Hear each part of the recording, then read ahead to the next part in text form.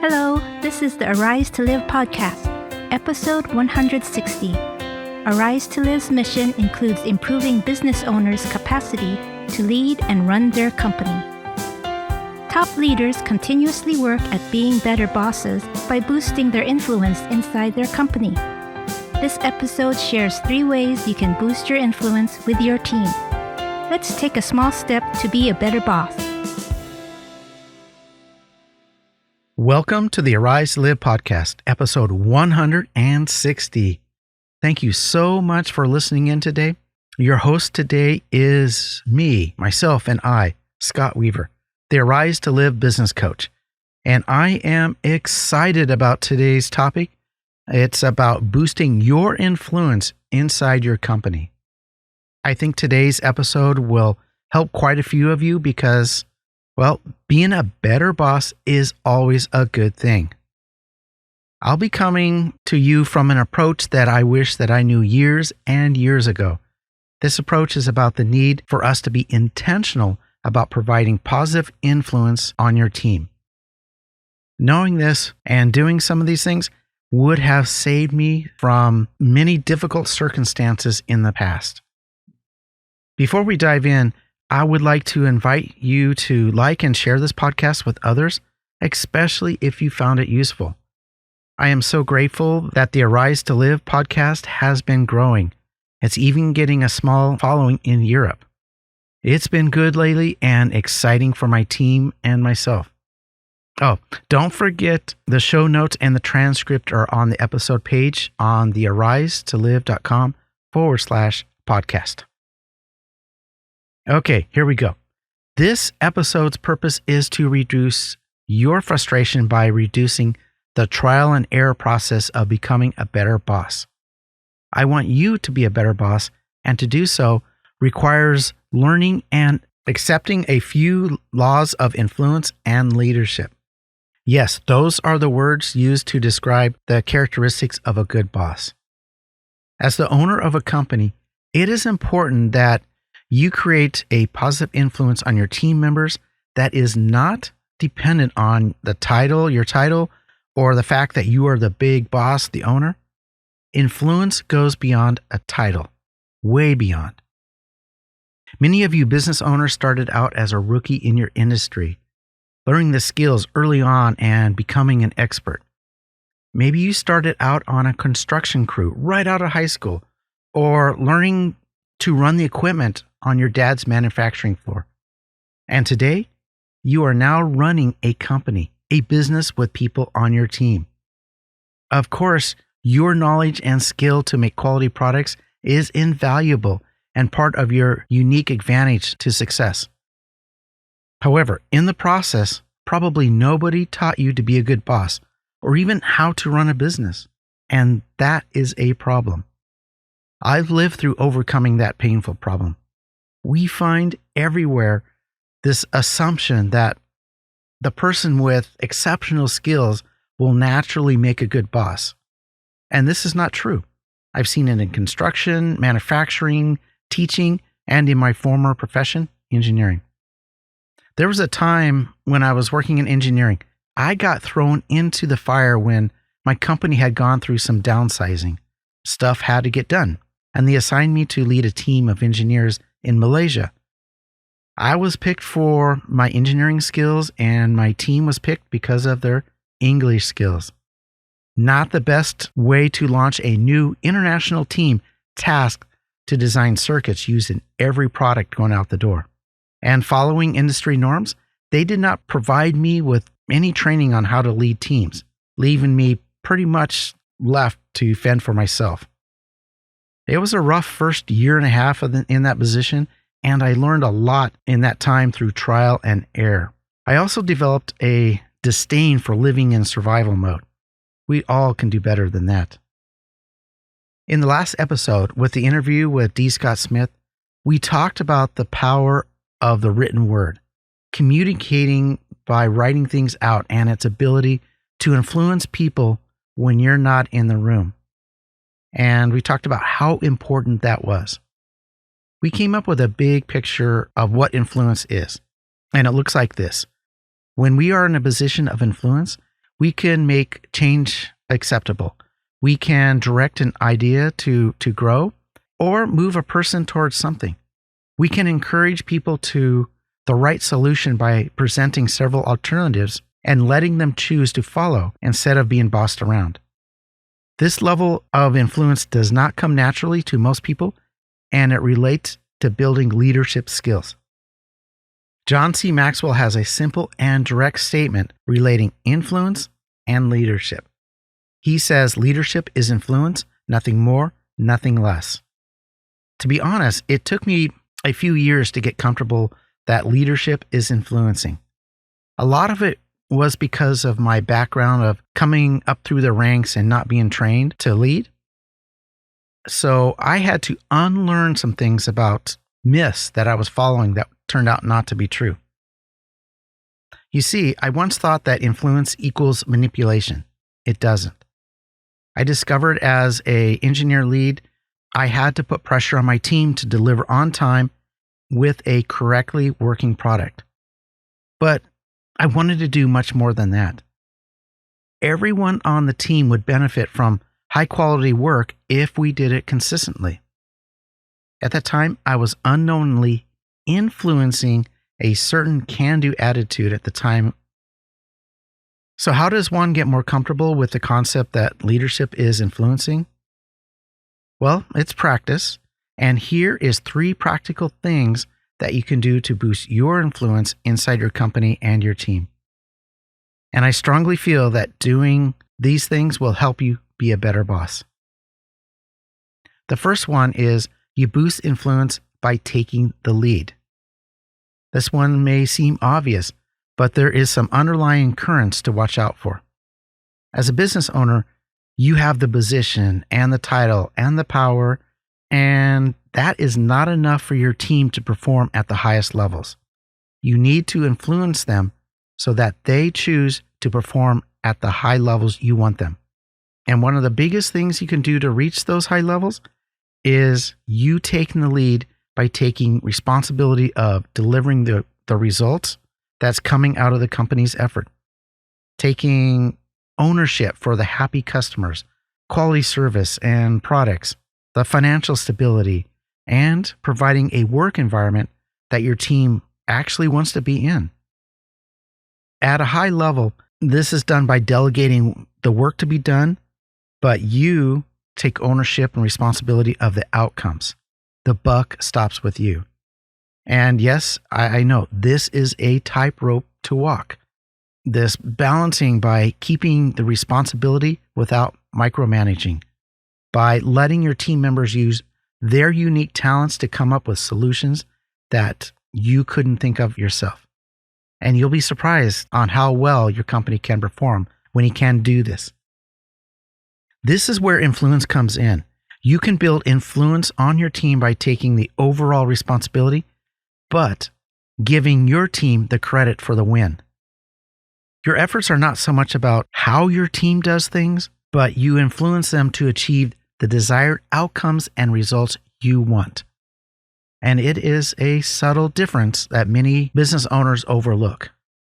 You influence the top performance by showing the direction and the purpose of the company. This is a lot of times done by setting a clear vision and values for your team to follow. And for some of you business owners, taking the lead. I mean, really stepping up and taking the lead to accept total responsibility. This is a hard thing to do. And I have to admit, I was one of those business owners when I first started out and learned that it's about accepting that you have hung up your tool belt and no longer one of the team members, just another one of the guys out there. No, you are now the leader. When you step up big time, your team will step out with you. I've seen it so many times over and over, and I just love it when it happens. Your team sees you reaching your full potential and wants to be a part of it. So take a deep breath and overcome those emotions and those voices inside your head that say you can't do it. You can. It's worth it. Plus, you owe yourself and your team to be on the path to win. When I was an engineering team lead, I stumbled across this principle with my team in Malaysia.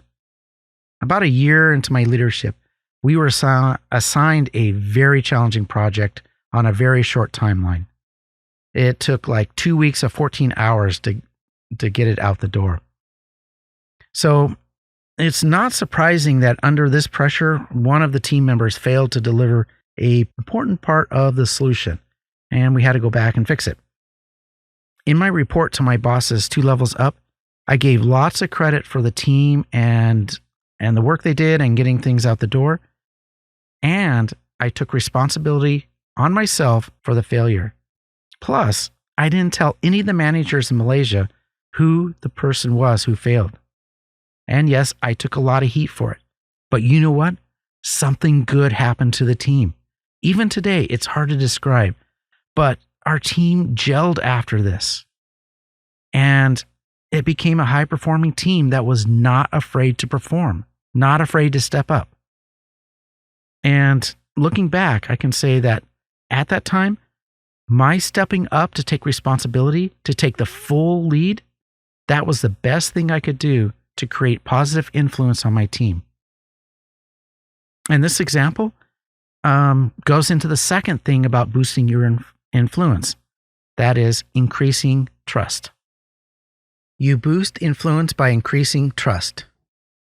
Good relationships with your team members are based on the principle of trust. When you have a high level of trust, your influence to direct your team becomes very high. You trust them to make decisions that you are not able to immediately verify. And you know that they will do the right thing even when you're not around. Developing this two-way trust takes time and effort. A good way to start is being consistent in the elements of trust. Things like taking the time to build connections and bridges with your team members.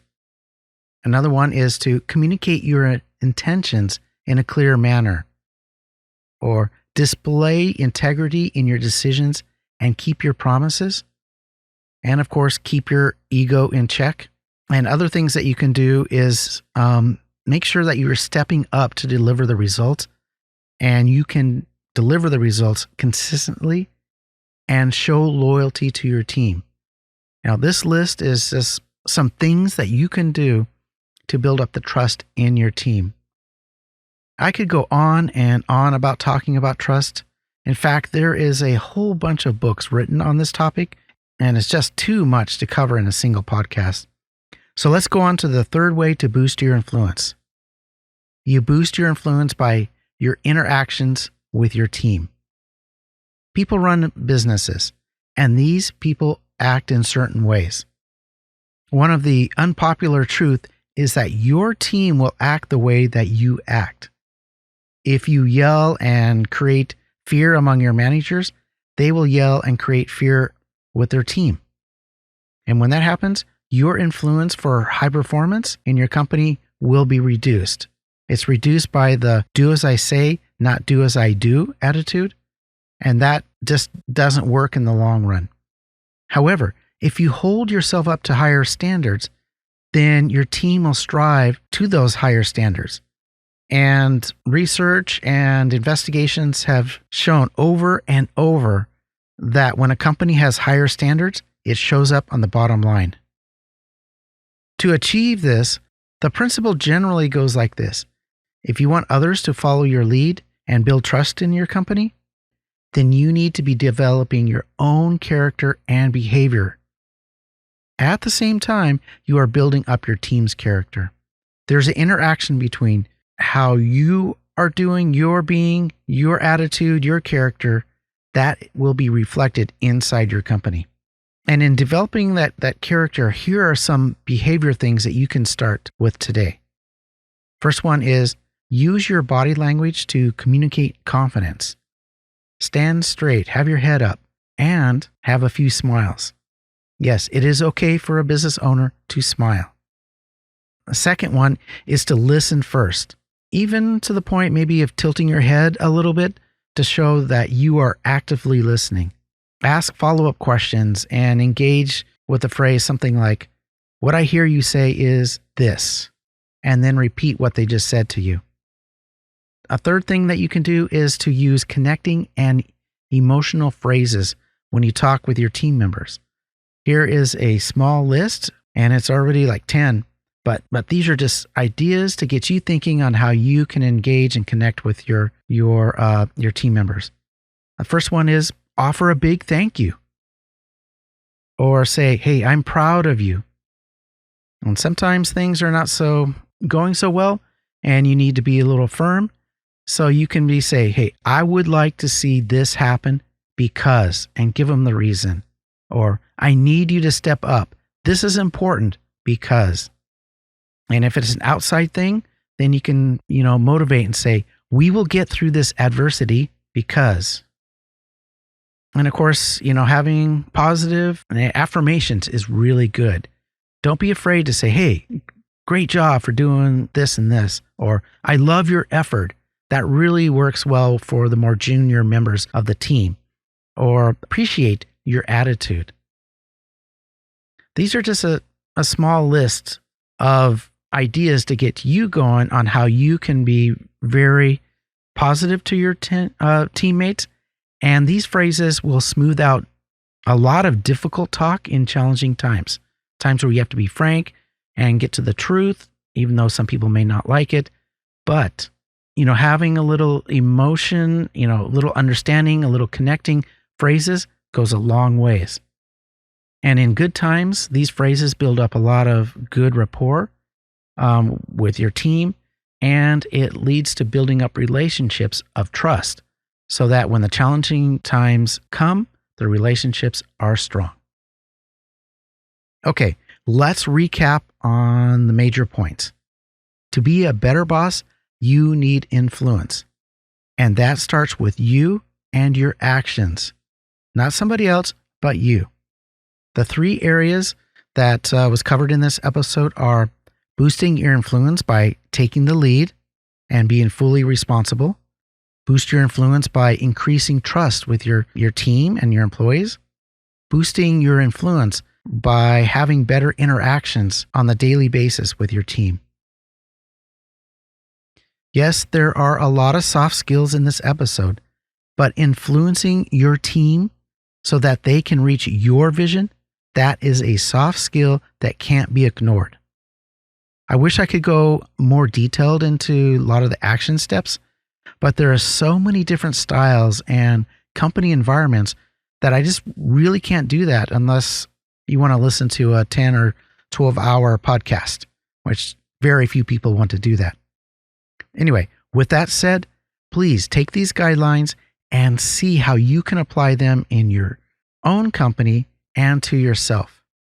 So the action steps I'd like you to consider and to get things moving in the right direction on being a better boss, well, it starts out with selecting one of the 3 topics, taking the lead, building trust, or improving your interactions.